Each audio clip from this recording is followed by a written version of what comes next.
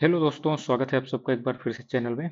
यहाँ पर आप लोग मल्लिकार्जुन खड़गे जी जो कांग्रेस के चीफ हैं, उन्होंने एक बयान दिया है जो काफी ज़्यादा चर्चा में है। इन्होंने कहा we don't want EVMs, we want ballot paper. अब आप कहेंगे आखिर ऐसा क्या मुद्दा होगा, इनकी भी तो क्या कहते हैं, झारखंड में सरकार बनी है, उसके बाद भी ऐसी मांग कर रहे हैं। हाँ, वो अलग बात है कि महाराष्ट्र में जरूर बुरी तरह से हार हुई है महाविकास आघाड़ी की, और वहाँ पर महायुति है जिन्होंने जीत है जो कि प्राप्त की है। यहाँ पर देखिए, महाराष्ट्र विधानसभा चुनाव में करारी हार के बाद महाराष्ट्र विकास आघाड़ी, जिसे हम एमवीए कहते हैं, इन्होंने ईवीएम के खिलाफ जंग छेड़ने पर उतर आई है। एमवीए के नेता जो है, मतदान प्रक्रिया से जो ईवीएम की बात है उन्हें हटाने और बैलेट पेपर वापस लाने की बात कर रहे हैं, और अभियान चलाने की बात कर रहे हैं कि जैसे हमने भारत जोड़ो यात्रा चलाई थी, वैसे ही हम ईवीएम हटाओ वाला अभियान है जो कि चलाएंगे। मंगलवार को एमवीए की जो देखिए तीनों पार्टियां हैं, अलग अलग बैठकें हुई इनकी। इसमें देखिए कांग्रेस अध्यक्ष मल्लिकार्जुन खड़गे जी ने बैलेट पेपर से वोटिंग को बढ़ावा देने के लिए भारत जोड़ो यात्रा जैसा अभियान शुरू करने का प्रस्ताव जो कि रख रखा है। इस पर जो एनसी प्रमुख जो शरद पवार जी का गुट है, और शिवसेना जो उद्धव ठाकरे जी का गुट है, इन दोनों ने अनियमितताओं के दावों को पुख्ता करने के लिए सबूत जुटाने के महत्व पर भी जोर दिया है। और अपने उम्मीदवारों को जो वीवीपैट होता है, जिसे हम voter verifiable paper audit trail कहते हैं, इनकी पर्चियों को 5% ऑडिट करने का है जो कि अनुरोध करने की भी सलाह दी है। क्योंकि इसमें आप चुनाव होने के बाद लगभग 60 दिन तक, 30 से तो 60 दिन, डेट कंफर्म नहीं, लेकिन 30 से 60 दिन तक आप उसे वेरीफाई करवा सकते हैं। ठीक है। तो पवार ने अपने सहयोगियों से अदालत में अपना मामला पेश करने के लिए भी कानूनी विशेषज्ञों की एक टीम तैयार कर ली है कि हम अदालत में भी इस मुद्दे को रखेंगे। लेकिन भाई, अदालत तो इस मुद्दे को सुनने को ही तैयार नहीं। आगे मैं बताऊंगा आखिर क्यों। पावर की बैठक में जो अधिकांश जो पराजित एनसीपी के नेता थे, इन्होंने अपनी हार के लिए कथित ईवीएम के छेड़छाड़ को ही बताया, और इन्होंने कहा कि ईवीएम के खिलाफ कार्यवाही बहुत जरूरी है, अन्यथा उनके लिए चुनाव जीतना है जो कि मुश्किल हो जाएगा। एनसीपी ने 86 सीटों पर चुनाव लड़कर केवल 10 सीटें हैं जो कि जीती हैं। ऐसे ही बात करें, पार्टी के अहमदनगर से सांसद थे नीलेश लंके, इन्होंने कहा कि नतीजों ने हमें चौंका दिया। इन्होंने कहा कई जगह पर मतदान प्रतिशत और ईवीएम में गिने गए वोटों में काफी अंतर है। मेरे निर्वाचन क्षेत्र में ऐसे गांव हैं जो मुझे 1000 से 1500 वोटों की बढ़त देते हैं, लेकिन ईवीएम में 100 वोटों की ही बढ़त दिखाई गई। यह सब बेहद संदिग्ध है। एनसीपी एसपी के दो विधायक जो जितेंद्र अहवाड़ और रोहित पवार ने भी ईवीएम के इस्तेमाल का विरोध किया है। अहवाड़ ने क्या किया है, संवाददाता से कहा कि हम मांग करते हैं कि या तो बैलेट पेपर पर वापस आया जाए, या फिर सभी वीवीपैट पर्चियों की गिनती की जाए। भाई साहब, अगर वीवीपैट की सभी गिनती होने लगी ना, तो एक एक हफ्ता, एक एक महीना निकल जाएगा चुनाव के रिजल्ट आने में। और कितनी क्या धांधली होगी, आपने पुरानी मूवी में देखा है कि कैसे बूथ के बूथ लूटे जाते थे ये बैलेट पेपर के चक्कर में। क्यों? लेकिन उन्होंने कहा कि अभी पारदर्शिता नहीं है इन्हें इलेक्ट्रॉनिक चीज में, वो भी जो किसी भी तरह से किसी अन्य डिवाइस से कनेक्टेड नहीं रहती है, उन पर इन्हें पारदर्शिता नहीं दिखाई देती है। पवार ने कहा कि पीछे मुड़ने का कोई रास्ता नहीं है। एनसीपी प्रमुख ने कथित तौर पर अपने पार्टी कार्यकर्ताओं से कहा कि हमें इसके खिलाफ लड़ना होगा, और उन्होंने कहा कि वे इस मुद्दे पर राष्ट्रीय स्तर पर है जो कि लड़ेंगे। कांग्रेस ने भी देखिए 101 सीटों पर चुनाव लड़ा था, लेकिन जीती कितनी, 16 सीटें ही जीत पाई। राहुल गांधी से मुलाकात के बाद जो राज्य यानी महाराष्ट्र राज्य के कांग्रेस अध्यक्ष नाना पटोले ने, इन्होंने ईवीएम के खिलाफ जन आंदोलन शुरू करने की बात कही।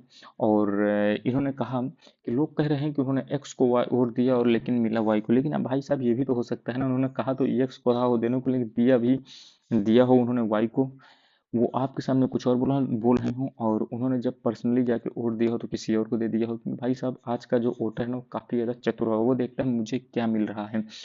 ये भी एक बहुत बड़ी बात है। लेकिन अब क्या ही बताया जाए, इसमें कई चीजें हैं जो इन्वॉल्व हैं, लेकिन इस पर हमारी कोई सुनवाई नहीं हो रही है। सुप्रीम कोर्ट ने हमसे इसे साबित करने को कहा है, तो साफ है कि जन आंदोलन के अलावा हम आगे बढ़ने के अलावा हमारे पास कोई रास्ता है जो कि नहीं बचता है। शिवसेना जो उद्धव ठाकरे की गुट है, इन्होंने भी 95 उम्मीदवार हैं जो कि उतारे थे, लेकिन जीते कितनी सीटें, मात्र 20 सीटें। मंगलवार को ये इनकी भी बैठक हुई। इस पर देखिए दीपीस म्हात्रे, वसंत गीते और सुधाकर बड़गुजर जैसे हैं, जो इन्होंने भी ईवीएम को लेकर अपनी शंकाएं व्यक्त की। म्हात्रे ने क्या कहा कि कई उम्मीदवारों ने ईवीएम से जुड़ी समस्याएं और मतदान और मतगणना प्रक्रिया में विसंगतियां की हैं जो कि सूचना दी हैं। अपने सहयोगियों की बात सुनने के बाद बाल ठाकरे जी के सुपुत्र हैं उद्धव ठाकरे ने कहा कि आरोपों को सबूतों के साथ है जो कि साबित करना इस मुद्दे को सुलझाने के लिए सबसे महत्वपूर्ण है। इन्होंने कहा कि ईवीएम से जो भी छेड़ और अनियमितता हो रही है उनकी शिकायतों को ठोस सबूतों के साथ प्रमाणित किया जाना, ये इन्होंने बहुत अच्छी बात कही है। यदि ईवीएम पर कोई भी कमी है तो आप उसे सबूत दिखाइए। सुप्रीम कोर्ट भी तभी सुनवाई करेगा जब आप सबूत दिखाएंगे। ऐसा नहीं है सबूत इकट्ठा हो सकते हैं, क्योंकि आपके पास मौका रहता है चुनाव के रिजल्ट आने के बाद भी। आप एक महीने के आसपास तो कम से कम आप उन्हें रीवेरीफाई करवा सकते हैं। सभी आवश्यक डाटा एकत्रित करने की बात कही है और 5% वीवीपैट पर्चियों को गिनती के लिए भी आवेदन करने की बात कही है। एक बार जब हमारे पास सबूत होंगे तो हम 100% बात है कि सुप्रीम कोर्ट उनकी बात को सुनेगा। विधान परिषद के जो विपक्ष के नेता हैं अंबादास दानवे, इन्होंने कुछ उम्मीदवारों के अनुभवों को चिंताजनक बताया और उन्होंने कहा कि एक विशेष बूथ पर एक उम्मीदवार ने देखा कि उसे और 70 पार्टी के उम्मीदवार को बिल्कुल बराबर वोट मिले। एक अन्य मामले में वोटों की संख्या जो है परिवार के उन सदस्यों की संख्या से कम थी जिसे कथित तौर पर उम्मीदवार को वोट दिया था, ऐसा उनका भी कहना है। अब देखिए यहाँ पर एक मुद्दा उठ रहा है इलॉन मस्क को लेकर कि इलॉन मस्क ने जो बात कही थी कि आपको पता होगा यूके आपके यूएसए में जो चुनाव होते हैं यहाँ पर उन्होंने कहा था कि हमें वापस से बैलेट पेपर पर जाना चाहिए था और कहीं भी जो वोटिंग मशीन से जो चुनाव किए जाते हैं वो टेम्पर्ड किए जा सकते हैं।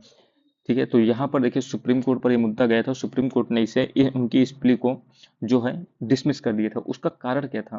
तो देखिए यहाँ पर जो यूएसए में जो ईवीएम मशीन यूज होती हैं वो कनेक्टेड रहती हैं इंटरनेट से, लेकिन भारत की जो ईवीएम मशीन होती हैं वो कनेक्टेड नहीं रहती हैं। इस पर आप देख सकते हैं जो सुप्रीम कोर्ट में जब ये पिटीशन डालने गए थे तो जस्टिस जो आपके विक्रम नाथ हैं और पीबी वाराले, इन्होंने कहा कि जब चंद्रबाबू नायडू जी जो आपके आंध्रा में हैं और मिस्टर रेड्डी जब लॉस्ट होते हैं तो ये कहते हैं ईवीएम टेम्पर हुई है, लेकिन अगर यहीं पर ये दोनों जीत जाते हैं तो आप कुछ नहीं कहते हैं। तो आखिर ये कैसे हो सकता है? तो इन्होंने सीधा कह दिया we are dismissive, this is not the place where you argue all of this the bench. इन्होंने ऐसा कह दिया कि हमारे पास ये सब चीज़ें करने के लिए समय नहीं है। यहाँ पर देख सकते हैं इसके बाद कांग्रेस लीडर ने भी वोटिंग मशीन को इंडिया में कहा यह एक ब्लैक बॉक्स है जो कि काफ़ी ज़्यादा कंसर्निंग है देश के लोकतंत्र को बचाने के लिए, ऐसा इन्होंने कहा। लेकिन यहाँ पर इन्हीं के विरोध में इनका जवाब देने के लिए फॉर्मर जो यूनियन मिनिस्टर हैं राजीव चंद्रशेखर, इन्होंने कहा कि ये सब चीज़ें क्लेम्स जो भी किए जा रहे हैं ये निराधार हैं। इन्होंने कहा कि Indian EVMs are custom design isolated device with no scope for hacking. तो इनका यही बात निकल के आ रही है ईवीएम को लेकर। भारत में जो बात है कि जो इनके पक्ष में ईवीएम के पक्ष में वो ये कहते हैं कि ईवीएम को हैक नहीं किया जा सकता है क्योंकि ये पूरी तरह से इंटरनेट से जुड़ी नहीं होती, इंटरनेट से अलग होती हैं और ये सिंगल डिवाइस है जिसको किसी भी ना ब्लूटूथ ना वाईफाई ना नेट किसी माध्यम से दूसरी डिवाइस से जोड़ा नहीं जाता है। अब विपक्ष का कहना ये है कि ये टेम्पर हो सकता है। तो देखिए इस पर सबूत इकट्ठा करना बहुत जरूरी है। जिनको इनका क्या कहते हैं लगता है कि इन पर कमी है तो उनके आप सबूत दिखाइए तो 100% बात सुनी जाएगी। लेकिन ये कहना कि ईवीएम से बैलेट पेपर में चले जाएं ये एक चीज़ गलत है। ये वही बात हो गई कि आप पेन से लिख रहे हैं और आप कहें कि कलम दवात पर वापस चले जाएं, तो ये चीज़ संभव नहीं है। आप देश को पीछे ले जाना चाहते हैं। तो बाकी आपको क्या लगता है, आपके क्या इस पर विचार है, जरूर बताइएगा कमेंट बॉक्स में। मिलते हैं अगली वीडियो में, तब तक धन्यवाद, जय हिंद।